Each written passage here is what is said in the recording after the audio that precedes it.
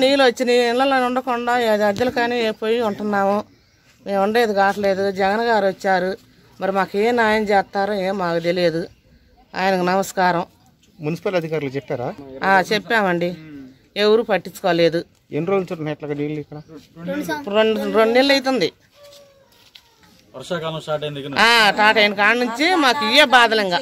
మేము ఉండే పని లేదు, మొత్తం కొంపలని నాని కూలిపోతున్నాయండి. అసలు ఉండేది కాదు. మేము ఏడుండేమి, ఎక్కడుండేమి, ముసలాళ్ళం. ఏ కొడుకులు రానిస్తున్నారు? ఎవరు రానిరు, ఏరే గుడి చేసుకొని ఉంటున్నాం.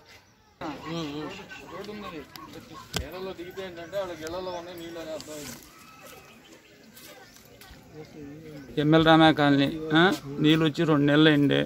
మున్సిపల్ ఆఫీసులో చెప్పాము, మామూలుగా వారంటీలకు చెప్పాము, ఎవరు పట్టించుకోవట్లేదు. ఇక్కడ కాలనీ ఏమో జగన్ గారి ఇంటికి కిలోమీటర్నరలో ఉంది.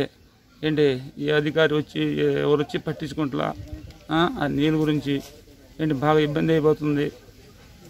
కాస్త ఇప్పుడైనా సరే అధికారులు పూనుకొని ఆ నీళ్ళ గురించి పట్టించుకుంటే మంచిది. చాలా ఇబ్బంది పడుతున్నారు పేదవాళ్ళు.